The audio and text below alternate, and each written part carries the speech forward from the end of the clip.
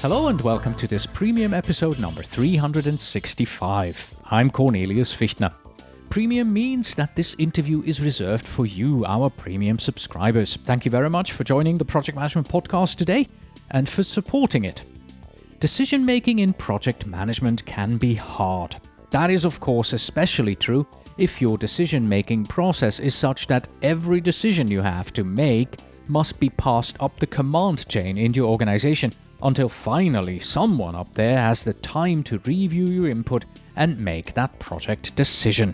But what if there were an easier way for project management decision making? Well, there is. It is called the Proximal Decision Making Model, and I'm welcoming back Joseph Flahiff to discuss it with us. We begin with a definition, look at what's wrong with today's decision-making process, offer a way to make decisions simply by flipping a coin, and then look at the proximal model in detail with lots of examples, tips, and tricks, all with the goal that you can improve your project management decision-making process. And now, come a little closer. Enjoy the interview. The Project Management Podcasts feature interview. Today with Joseph Flahiff, project management author, consultant, and organizational alchemist.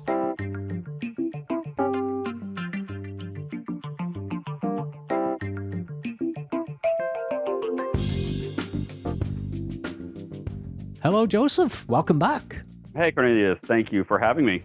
We are going to be discussing the proximal decision-making model and how it can positively impact strategy in our business. What can our listeners expect to learn from our conversation? Yeah, you can expect to learn maybe a different way of thinking about how decisions are made and where and by whom decisions are made in your organization in order to create nimble organizations. Okay, let's break the topic down. How would you define or describe a decision-making model? I would say a decision-making model is very simply the approach or the techniques, the methods that we use to make decisions within our organizations. The interesting thing is most of us probably don't even know how decisions are made within our organizations because we haven't given it very much thought. So a decision-making model is just how you go about making decisions. And then, of course, what is the definition of the word proximal? Proximal, it comes from the word proximity, to be near something. So proximal decision is decisions within proximity. All right, and you've almost taken away my next question because I wanted to ask you, so altogether we get proximal decision-making model. Can you explain that in 12 words or less? 12 words. Proximal decision-making model is an approach where decisions are made closest to the best information to make those decisions. I didn't count, but it makes sense. I might actually have made it. I don't know. Right. And of course, for all those grammar Nazis out there, it's 12 words or fewer. I know. Just to stop any emails coming my way here. So would you please walk us through how strategic decisions are made in our businesses today without the proximal decision-making model? So frequently, decisions are made. Strategy is defined by an executive or executive team. That strategy is broken down then into other elements. Every company labels them differently: initiatives, projects, efforts, something. And then those are doled out to people who are then told, here's what you need to execute on. So those decisions are made at the top. They're handed down. Decisions are made and handed down. Decisions are made and handed down. And then at the end of that long rope of decisions being made and handed down is the person at the bottom that executes. So there's team members. Okay, this has been going on for years like that. So what's wrong with that approach?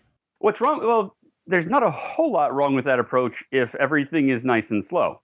If you flip that model around, when that person at the bottom comes up with a problem, they have to hand the decision up to the person and up and up and up until there's somebody who has budget authority who makes a decision on that, right? The problem is either going up or going down. If in today's organizations, things move much too quickly to have that make sense. Organizations are changing so rapidly. There's a couple of kids in a garage somewhere that are coming up with a new business model that's going to completely put your business out of business, whatever business you're in. There's some kids somewhere doing it.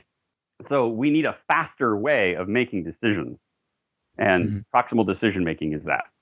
Okay. And there was a tongue-in-cheek suggestion that you made in one of your articles, and you said, instead of the people at the bottom gathering all the information and then, handing it up and saying, this is the decision we have to make, here are the pros, here are the cons, would you please, give this further up the line until it reaches the line manager in charge, and then they can make the decision. Instead of doing that, they should just flip a coin. Explain that model to us. Well, yeah, that was a kind of a sarcastic, flippant remark about the decision-making models that we currently use. The current decision-making models, like I was just saying, are when a problem happens at the lowest level, they hand it up, right? And so that somewhere up the line, the decision can be made. And somewhere in an executive level, someone with budget authority can make that decision. What most of the time happens is that person doesn't actually have enough information to make the decision because of where they are in the org. They ask for the pros and cons that the people who were on the line had come up with, and then they make a decision that typically goes along with what people had said. So what I said was, that takes a lot of time, and you've probably seen it. I know I've seen it in my projects where we're delayed by days, weeks, sometimes months to get a decision on these things. If you count up the cost of all the people working on that work and the lost time and the people up that line of decision making and their fully burdened cost, that's a lot of money. What would the difference be if they just, the people on the line, instead of asking, they just flipped the coin and said, I'm going to just do whatever this coin flip says. Yeah, and 50% of the time they would be right. Exactly. Half the time they've got a perfect decision, and it took them no time at all. So you've just saved a ton of delay within your organization. But I think I followed it up in the article with, you aren't dealing with coin flippers. Yeah, exactly. Let me read that out for you. Yeah. Here's what you said. But it is even better than that. Your team is not made up of coin flippers. Your team is made up of smart people who know the product, who know the service they are working on. They know the market and they know the customers, right? So they don't have to flip a coin. They can use what's in their head. Exactly. And they're going to make great decisions. And they may not make the perfect decision that you would have made every single time as an executive within the organization or a project leader within the organization, but they're going to make really good decisions most of the time. And so maybe it's 10% of the decisions that you as a leader somewhere up in the org disagree with. Of those 10%, which ones are you willing to live with? Maybe 5% or maybe half of them. So now you're down to a 5% error. What is 5% error worth to your organization? Is it worth all of that delay that all of those decisions all along the way would cost? Is it really? Because most of the time, we aren't perfect. I know I'm not perfect. I don't make perfect decisions every time, and I might get 5% error. And for the speed, right? I said at the beginning that the reason we need this proximal decision-making model is things change too fast. If your teams can be making these decisions, they can be happening like this, really fast. That's me snapping my fingers. They can be happening really fast. Not waiting for the delays and reporting, this is what I did, rather than what should I do. That does so many great things for the strength and the empowerment of your teams. Now you've given them something to hope for, right? I have influence over this project. I'm not just a pawn to be moved around and to do whatever they tell me to do, just to execute. But I actually can influence the outcome of this project. When people get involved that way in the work, they become much more invested, much more excited about the work. I'm getting excited just talking about it. You mentioned empowerment, right? Basically, you're saying with the proximal decision-making model, we are letting the people who are closest to the problem with the right level of understanding make the decisions. how do we empower people to do this? How do we project managers empower people to do this? Because sometimes we're not even empowered. You cannot. I am sorry. I'm a firm believer that you cannot empower anyone. You may only create opportunities for people to take. Yes, that's right. You mentioned that in the previous interview. Yeah. So how do we create opportunities for the people on our projects to allow them to empower themselves to make these kind of decisions?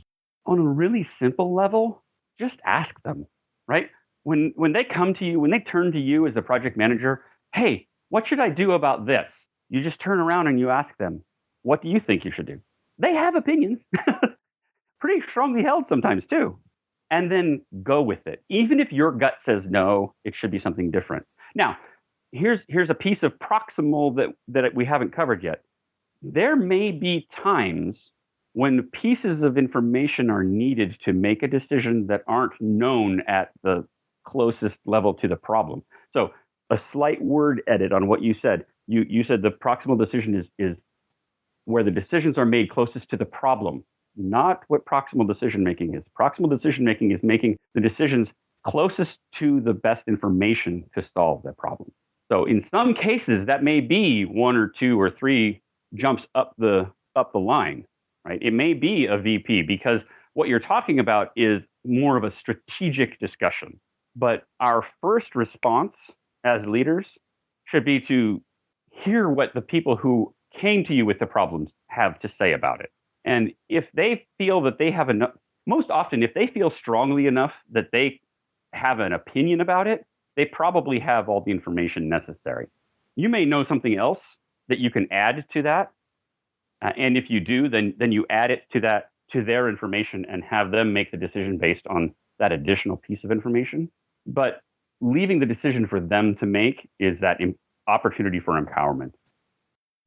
You talk about nimble structures, nimble strategic decision structures. Is what you have described pretty much what you were referring to there in your article, or is there more to such a nimble strategic decision structure? That's exactly what we're discussing. Oh, okay. And what type of decisions would you allow to be made in this way? I mean, there has to be an overall company strategy and direction first. We're going this way, and you can't make decisions that would suddenly point us the other way, right? Absolutely. No. The job of a leader is to point the direction, right? To give intent. We intend to go here. And these are the parameters that we have to work within, like here's our budget, or here's the market that we strategically are heading towards.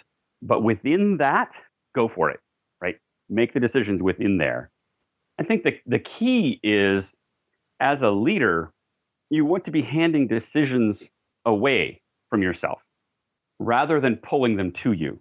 So what I said in that last little section was the people will come to you with a decision to be made. They have a bunch of information. Ask them what their decision, what they would do if you weren't there. If you were on vacation, or if you were in some corporate offsite and couldn't be reached, what would they do in your absence? And then go for it. If there's a piece of information that they're lacking, don't pull the decision to yourself and say, but you didn't know this, and make the decision for them. Say, but you didn't know this, and hand them that information. And then let them make the strategic decision based on the understanding of that information. So yes, there are some decisions that should be made by leaders. Where are we going? What are we doing? But not how are we doing it, and what are the decisions that should be made. Always be handing decisions away from yourself. Have you seen this live in action? Do you have any examples for us? I do, actually. Great. Yeah, so one of the folks that is doing that, my clients are confidential, as you know, they appreciate that confidentiality. But a client that I was recently working with had a more traditional approach that they were using for making decisions. In particular, their strategic decisions for, they were a software company, and strategic decisions for developing the next release, right? What should be in the next release? When I started working with the organization, it took them about 4 months to go through that process of defining all those things and handing all those decisions out, because they were made by, well, primarily made by one person and then primarily fleshed out by a group of 5 or 6 other people, and then handed out to everybody. Here's what here's what you're going to be working on in the next release. And after working through this and learning some different thought processes, they tried again on their next release and did better. Not perfect, but they did a lot better. I think the place where they stumbled on it was that the people receiving the information didn't. I don't think they really believed that they were actually being handed the authority to make those decisions. So they pushed it back up and didn't make the decisions that they could have. But it was interesting to watch. And now they're actually in their third round, getting ready for their next release, and we'll see how that one goes. But it has been really interesting to watch them grow from a very top-down structure to a more horizontal structure. And of course, I immediately have a ton of questions about cultural change and how to get there and steps you recommend. But first, you mentioned your clients. So let me just squeeze this in here. You are a speaker, you are a consultant, and I saw that one of your speaking topics on the flyer is 21st century leadership. And your flyer says that organizations able to keep ahead are implementing the proximal decision-making model. How do leadership and the PDM model relate? How do you help your customers understand this? When I work with organizations, every organization is going to be unique, but there are some commonalities, right? There's kind of 3 big elements that go into place when you're dealing with when you're dealing with an organization adopting a new approach to this decision making. It is a huge cultural shift. And culture is just our agreed upon expectations for what's going to happen given a certain situation.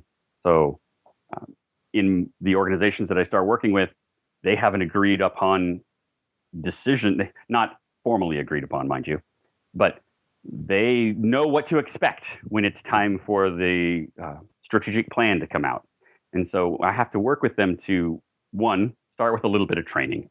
Work with the organizational leaders, the leaders, managers, director level kinds of folks, VPs, CEOs, and just get baseline training. So we're all using a similar language as we're talking about this.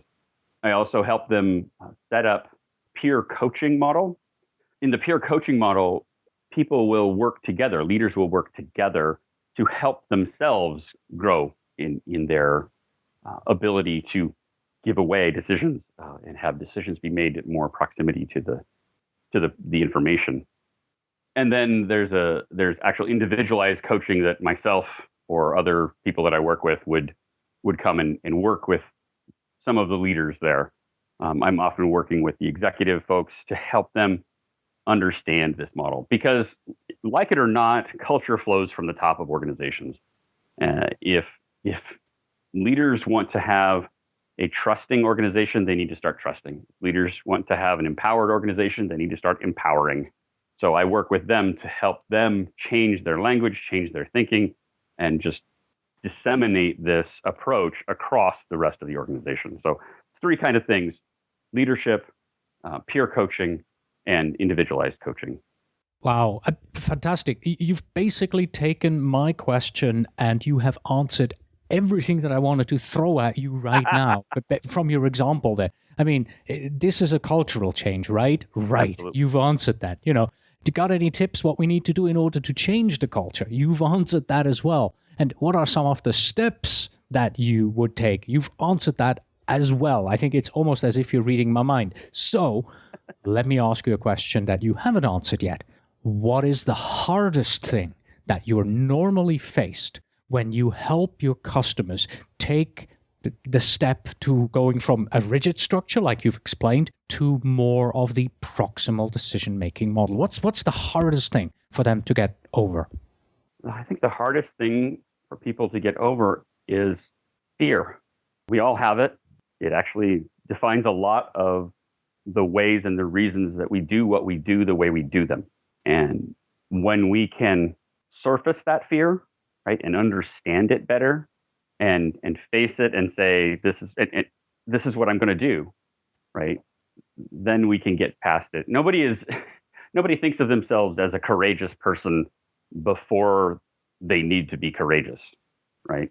They don't think about the things that they're going to the things that are lying in their way, things that they're afraid of. They just act in the face of that fear.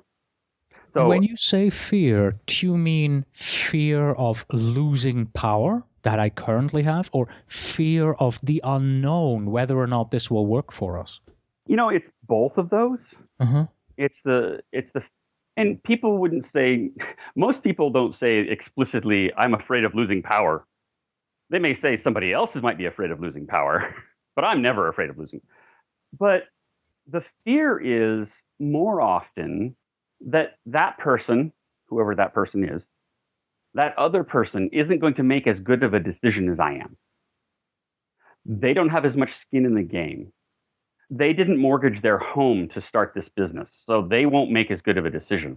Truth be told, that fear of yours actually makes you make worse decisions because you get muddled up in the negative consequences. There's a whole field of positive psychology that we could go into, but when you are not so bound up with the fear, you actually make better decisions.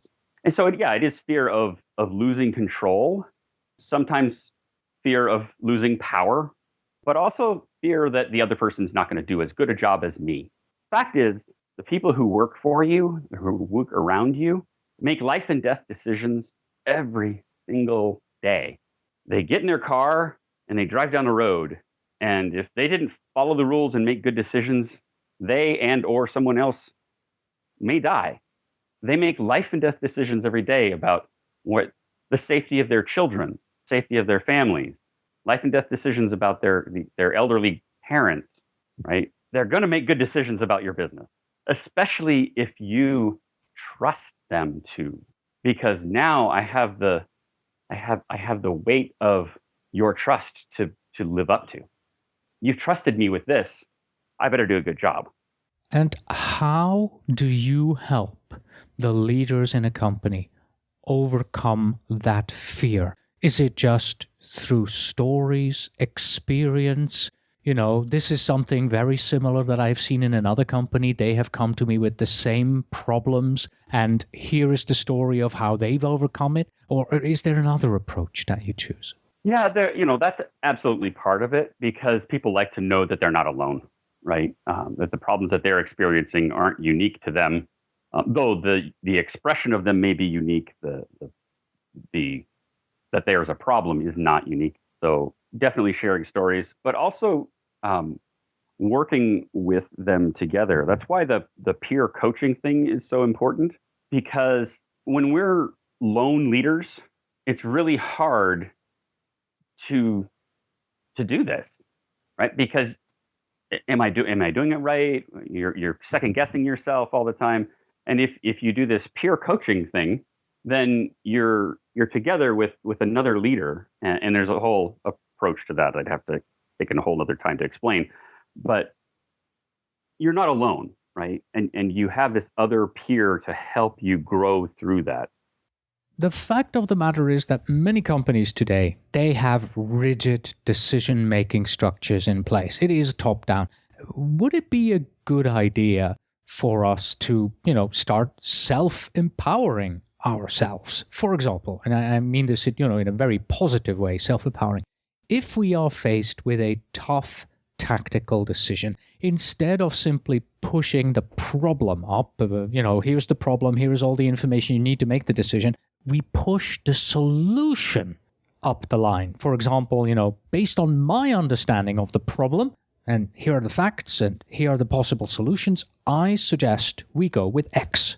Would that be a way to, have sort of an inverse almost proximal decision-making model, even though we don't have it available in our company, to just, empower ourselves to do it? Yeah, definitely. It will depend on your organizational culture, whether that's acceptable, received with opened arms or received with a swift kick. But But if you feel like that's something you could do, I would definitely attempt to do it. Now, the thing to be cautious of in that is when you don't have a solution, it's still okay to talk, right? There's a maxim in leadership circles that says, "Don't bring me problems, bring me solutions," right? Well, what that does is tells people that you don't want to hear about the problems unless they already know how to solve it. And in this decision-making model, if they already know how to solve it, they should. And it's when they don't know how to solve it that it should be brought to you, because you probably have the missing piece of that puzzle. So I would be, yes, absolutely. If you're in a rigid decision-making model organization, come to them with decisions whenever you have them. But when you don't have them, still come to them with the information. Okay. How does all of this relate to project management? How does it not relate to project management? All right. I'm playing stupid now. Translate it for me, please. You're a leader, right? Within that organization. You have been given the mantle to lead this group of people. And within that domain of control, within your project, you have the opportunity, hopefully, to play this out as if you were the CEO of a little kingdom, right, of a little company within the company. So you have the opportunity within there to make this a bastion of a healthy, distributed proximal decision-making model. Okay. In that case, let's take that idea and let's close out our interview here with a few suggestions from you. Our listeners are project managers. They have their own little kingdom or queendom that they are responsible for. They have people reporting to them. What are some of the steps they have to go through in order to offer that kind of empowerment to the people working on their projects? Well, it depends on where you are within the life cycle of your work, but I think you can do it at any point. Start asking a lot of questions. I would start by asking, anytime someone comes to you with a problem or with a decision to be made, ask them, well, what do you think we should do? Even if you have a thought in your head, don't say, well, I have my ideas, but what do you think we should do? Because then it's like a game of cat and mouse. They're trying to guess what's in your head. Honestly, be interested. What do you think we should do? And they will share with you their thoughts because they have them. They've given this a lot of thought because they wouldn't have brought it to you if they hadn't. Most of the time, people don't want to bring up problems in organizations because problems are problems, and they don't like to be seen as the person bringing up all the problems. So they'll often have given it a lot of thought beforehand and have some ideas, but not feel they have the authority to execute on them.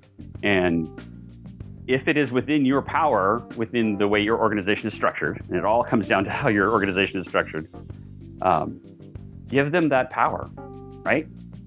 What do you think? How should we do this? Well, I think we should. And then they give you the list. Great, go do that. And feel free next time to start acting first and come to me and tell me what you did instead of coming to me to ask how you should do it. Right? You can empower these people, give them opportunities for empowerment and see this grow within your little king or queendom of the project. Wonderful. Thank you so much, Joseph. This was a great discussion. I appreciate your time today. You bet. Thank you for having me. And that was our decision-making interview with Joseph Flahiff. And that's it. Thanks for listening. As always, you can find us on the web at pm-podcast.com. Please send your emails to info@pm-podcast.com. And when you write, please tell me where in the world you are writing from. And finally, we have this.